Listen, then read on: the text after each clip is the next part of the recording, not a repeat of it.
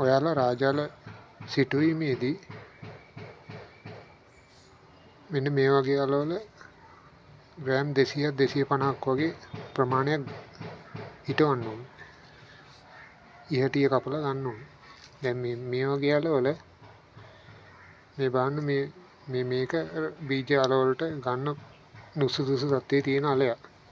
මේ අගිස්ස මේ උල් ආකාරයෙන් තියෙනවා. දැන් අනිත් අල ගත්තාම මේ හැම එකම බලන්න මේ අගිස්ස රවුම්. මේකේ මොකක් හරි මිදිලීර කොරවලට ආපු දිලීර හානියක් නිසා හරි තමයි මෙහෙම වෙලා තියෙන්නේ. මේ වගේ අල ඇත්තටම මේ බීජ අල වලට ගන්න එපා. ගන්න නුසුදුසුයි. මේ බලන්න ඒක හොඳට පේනවා.